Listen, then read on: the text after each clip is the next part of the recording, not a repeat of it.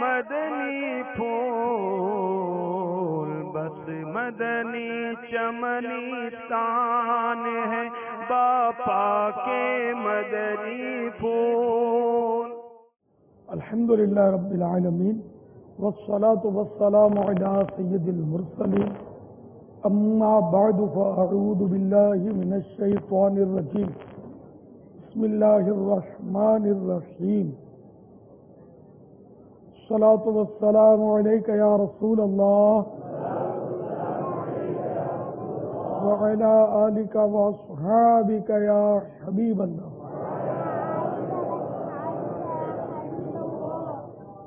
الصلاة والسلام علیک یا نبی اللہ وعلی آلک واصحابک یا نور اللہ.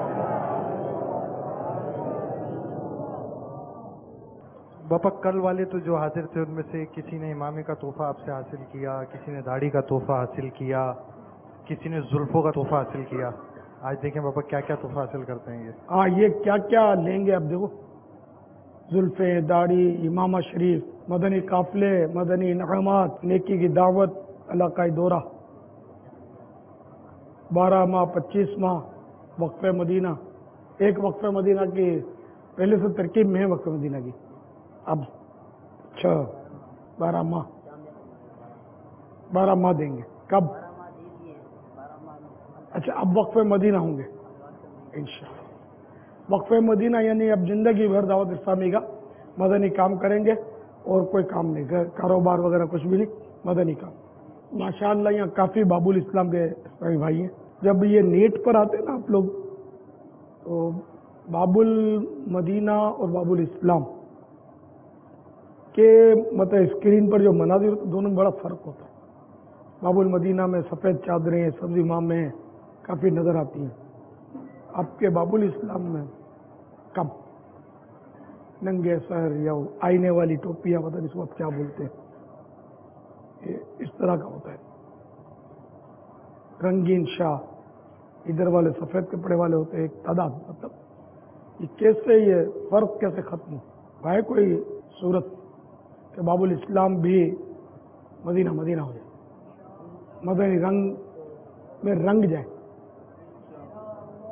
اب کیا آپ کے یہاں تو امامہ باندھ کر آتے بھی، اب میں بولتا رہتا ہوں تو، لیکن ایسا ہی ہوتا ہوگا کہ وہ کسی کا مانگ کے لے لیا یا ویسے ہی رکھا ہے تو کبھی سال 6 مہینے کا موقع ملا ایسا باندھ لیا. مستقل باندھنے کی سنت کون ادا کرے؟ وہ ہے سوچنا ہے بھائی مستقل. اب جو جنہوں نے باندھا ہے وہ بھی نیت کرے نا کہ مستقل. بھلے سوتے وقت اتار دیں.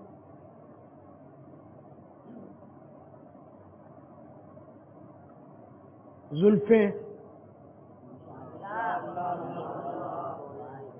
وہ 2-4 ہی ہیں زلفوں والے تو. زلفیں بڑھانے کی نیت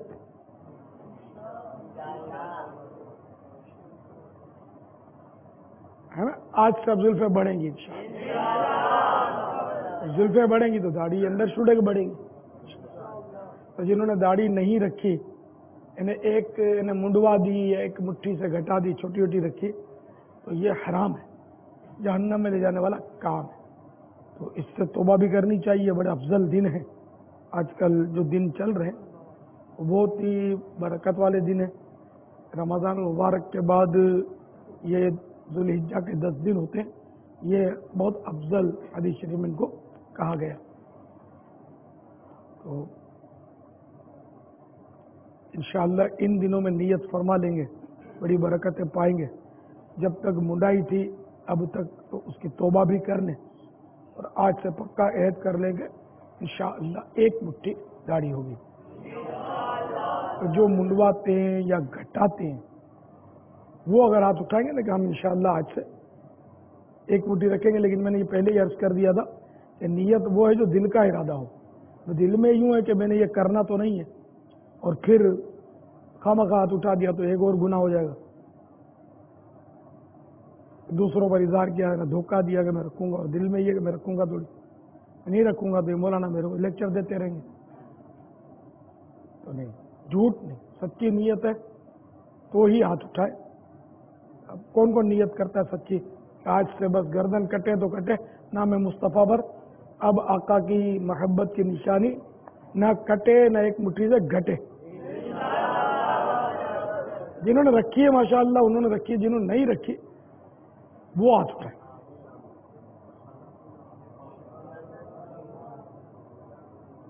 جنہوں نے ایک مٹھی نہیں رکھی انشاءاللہ ماشاءاللہ, انشاءاللہ ماشاءاللہ ماشاءاللہ. مرحبا. باپا یہاں امامی کی نیتوں کا سلسلہ ہے, زلفوں کی نیتوں کا سلسلہ ہے, داڑھی شریف کے حوالے سے نیتیں کرائی جا رہی ہیں. یعنی ایک فرد نماز بھی پڑھے, روزہ بھی رکھے, داڑھی بھی ہو, زلفیں بھی ہوں, امامہ بھی ہو, سفید لباس بھی ہو, چادر بھی ہو. اب کیا ایسا ذہن نہیں بنتا کہ بھئی آج کے دور میں تو نماز پڑھنا ہی بہت بڑی بات ہے, تو یہ اس کے ساتھ یہ ساری چیزیں اور یہ چیزیں, ہم نماز پڑھ لیں تو بہت بڑی بات ہے, اب امامہ بھی پہنے, داڑھی بھی رکھیں, سفید چادر بھی ہو, مدنی حلیہ بھی ہو, تو آپ اس ایسی اگر کسی کی سوچو تو اس حوالے سے آپ کیا مدنی پھول دیں گے؟ رائے خدا میں جو جان قربان کر دے نا وہ بھی بڑی بات نہیں ہے, بڑی بات ہے ہی نہیں. جان دی ہوئی اسی کی تھی, حق تو یہ کہ حق ادا نہ ہوا. اگر ہم سارا دن رات اللہ کی عبادت کرتے رہیں, ہزاروں لاکھوں سال عبادت کرتے رہیں, تب بھی اس کی عطا کردہ نعمتوں کا شکر ہم ادا نہیں کر سکتے. ایک ایک سانس میں شکر ہے, لمحہ لمحہ شکر ہے. اتنی نعمت ہے کہ ایک ایک روئے میں ہمارے, ایک ایک لمحے میں, ایک ایک سانس میں اللہ کی نعمت ہے. اس کی سمجھ ہمارے اندر نہیں ہے. اب ہوا ہے, یہ بھی اللہ کی نعمت ہے, اگر یہ رک جائے تو کیسا ہو, ایک منٹ کے اندر رک جائے, کیا اثر ہوگا. پانی کا ایک ایک قطرہ اللہ کی نعمت ہے, اگر پانی بند ہو جائے کیسی پریشانی ہوتی ہے.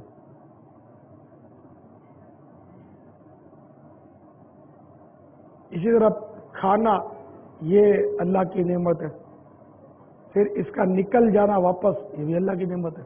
یہ کھانا اندر گیا رک گیا تو کیسی پریشانی ہوگی.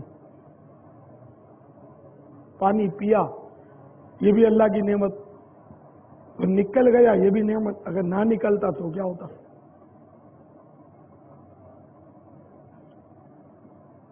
تو ہر لمحے ہر گھڑی اس کا شکر ہے. تو ایک بزرگ نے ایک مزدور کو دیکھا, وہ سامان اٹھائے ہوئے جا رہا تھا اور الحمدللہ استغفر اللہ, الحمدللہ استغفر اللہ یہ پڑھے جا رہا تھا. آپ بڑے متاثر ہوئے, ان سے فرمایا کہ آپ اور کوئی کام بھی جانتے ہیں؟ بولا میں قرآن کریم پڑھانا جانتا ہوں. بولا آپ وہ کام کیوں نہیں کرتے, اتنا محنت کا کام کرتے ہیں یہ مزدوری کا. انہوں نے فرمایا کہ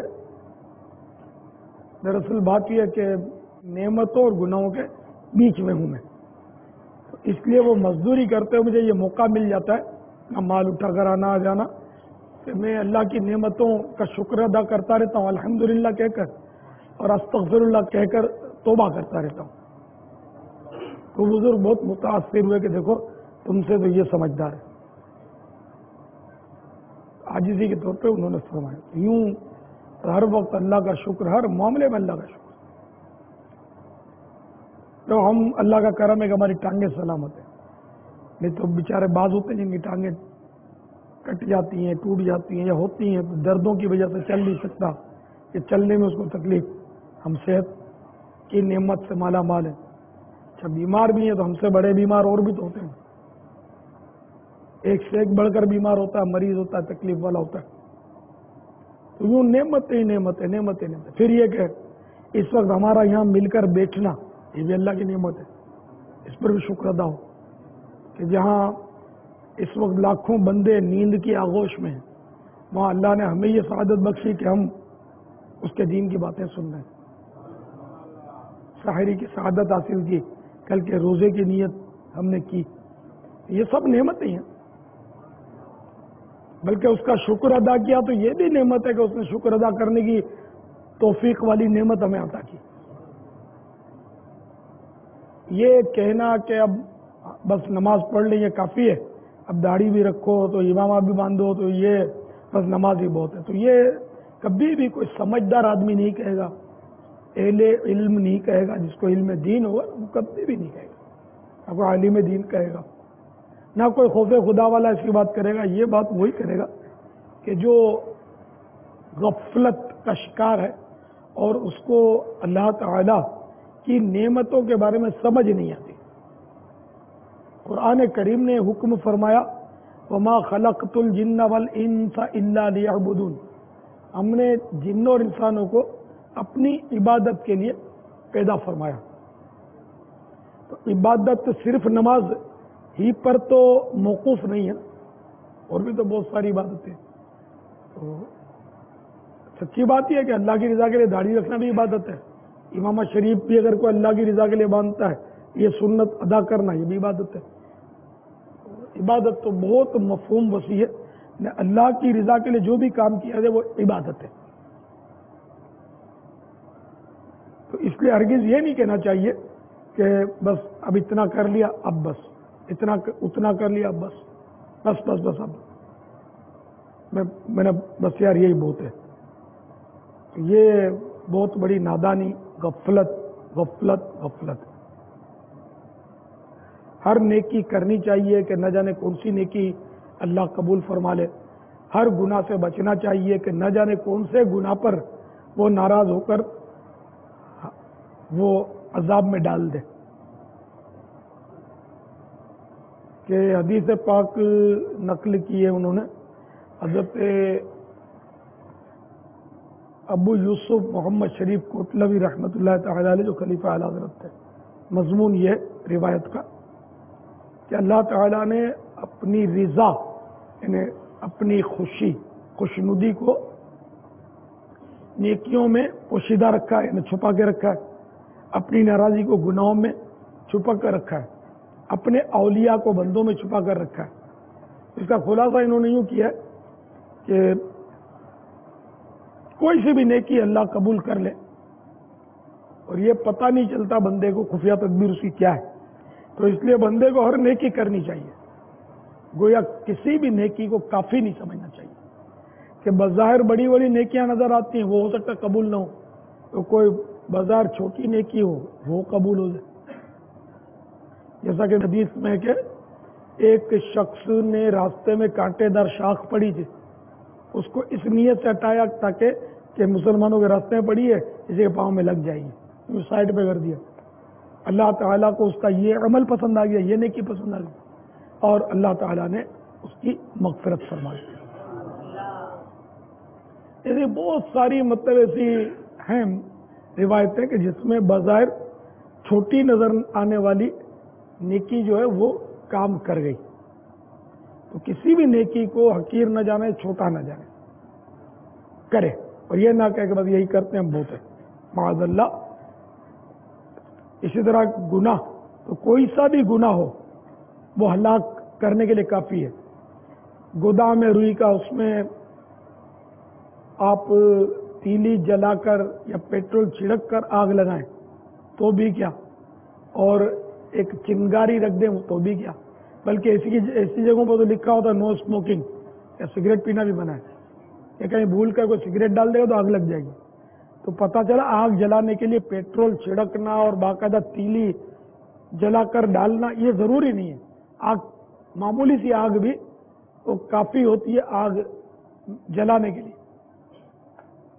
تو جس طرح یہ تھوڑی سی آگ بھی خطرناک ہے، اسی طرح یوں سمجھو کہ تھوڑا سا گناہ بھی خطرناک ہے.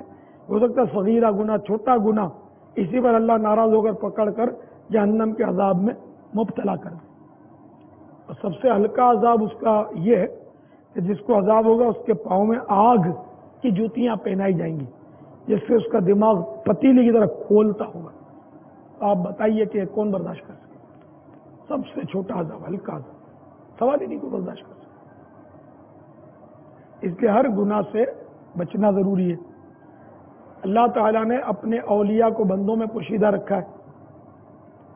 اس کی حکمت یہ بیان کی گئی کہ ہر نیک بندے کا احترام کرے، کہ شاید ہو سکتا ہے یہی اللہ کا نیک بندہ، یہی ولی ہو، وہ ولی ہو، شاید وہ ولی ہو. تو ہر نیک بندہ جو شریعت سنت کا پابند ہو اس کا احترام بجا لائے، اس کی توہین نہ کرے، کہ دل آزاری نہ کرے، کہ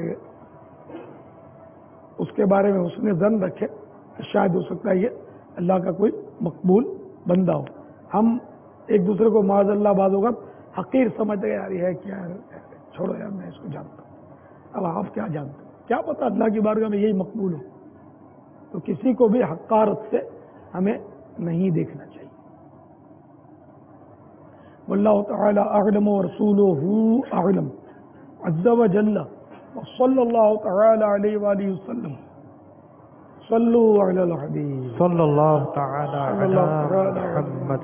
باپا ابھی آپ نے جو واقعہ سنایا کہ وہ بزرگ مزدور جو استغفار بھی کرتے، شکر بھی کرتے، رب تعالیٰ کی حمد بھی کرتے، اب یوں تو ہمارا سلسلہ نہیں چل سکتا کہ ہم ہر وقت الحمدللہ استغفر اللہ کہتے رہیں، تو ہم حمد یعنی شکر اور استغفار کو کس طرح معمول بنا سکتے ہیں؟ مسئلہ یہ کہ اصل شکر تو وہی ہے، حقیقی شکر، کہ اللہ تعالی نے جیسے اعضاء دیے تو ان کا شکر یہ ہے کہ ان کو نافرمانیوں سے بچائے. تو صحیح معنوں میں شکر گزار وہ ہے کہ جو اللہ تعالی کی نافرمانیوں سے بچا رہے.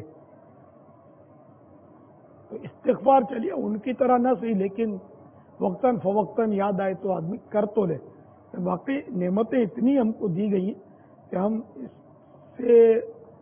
اس کے شکر سے عہدہ برا ہو نہیں سکتے، فارغ نہیں ہو سکتے.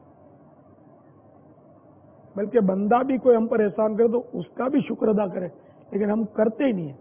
جیسے کسی نے کھانا کھلایا تو اس کا شکر ادا ہونا چاہیے کہ یہ گھر اس نے ہم پر احسان کیا. کسی نے پانی پلایا تو اس کا شکر ادا کرے کہ اس نے پانی پلانے کا ایک ہم پر احسان کیا. حدیث شریف میں من لم یشکر الناس لم یشکر اللہ، کہ جو بندے کا شکر ادا نہیں کرتا وہ اللہ تعالی کا بھی شکر ادا نہیں کرتا.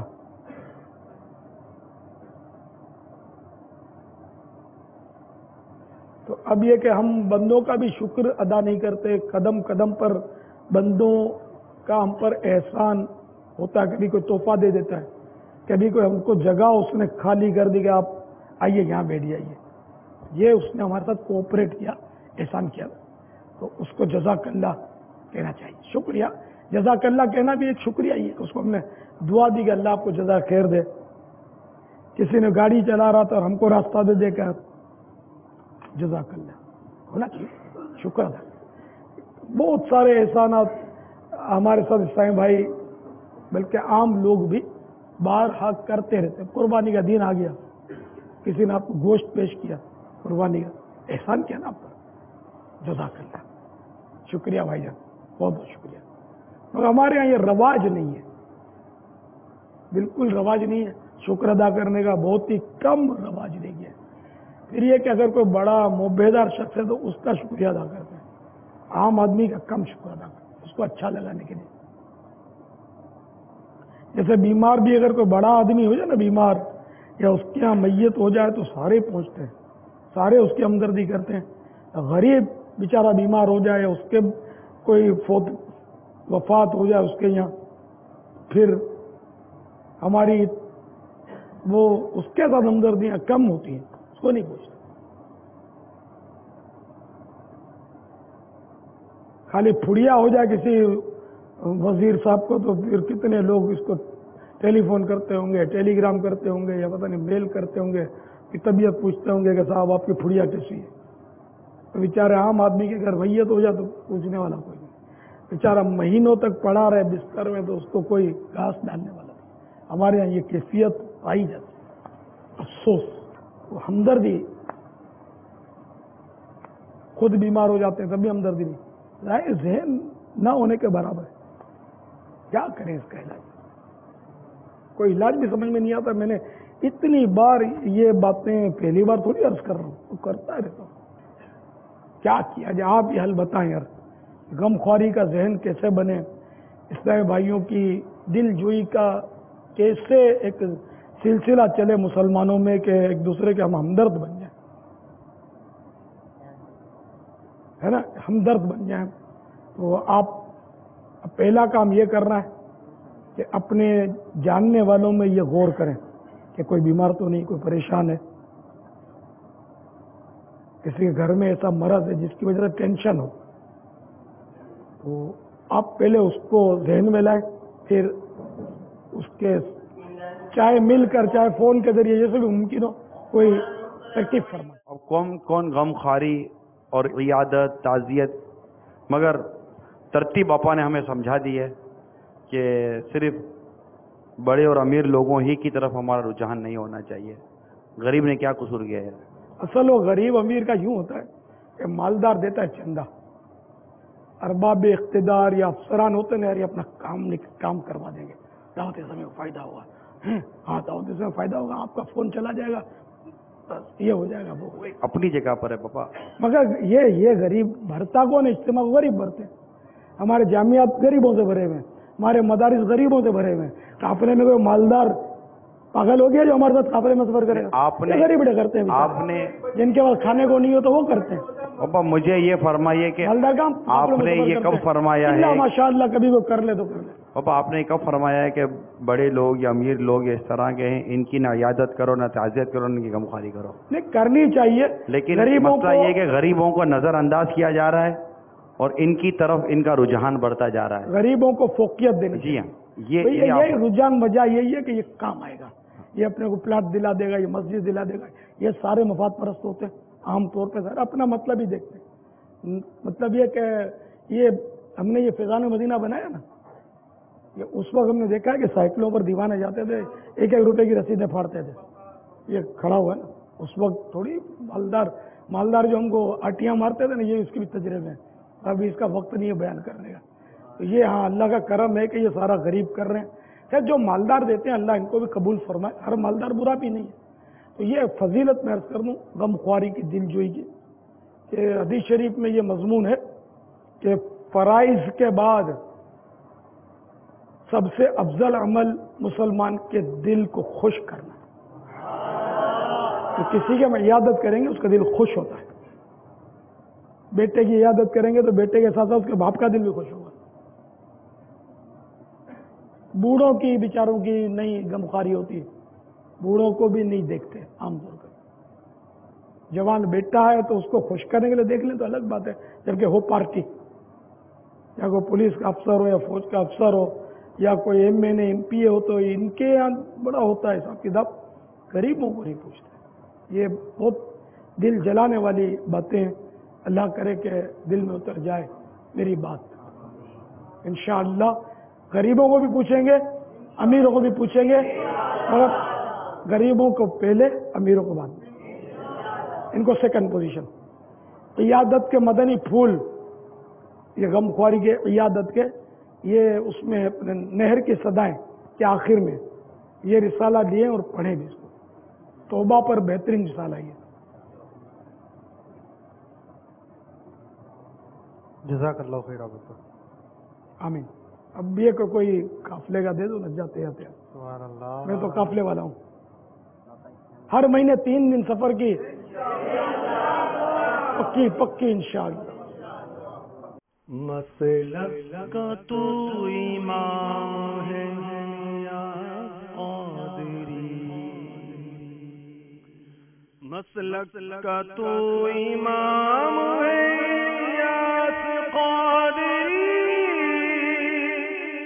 तदबीर तेरी ताम है इलियास क़ादिरी, तदबीर तेरी ताम है इलियास क़ादिरी, ज़िक्र रज़ा को कर दिया आलम पे आशिकार, ये तेरा ऊंचा काम है इलियास क़ादिरी। होते क्या باپا کے مدنی پھول، بس مدنی چمنستان ہے باپا کے مدنی پھول۔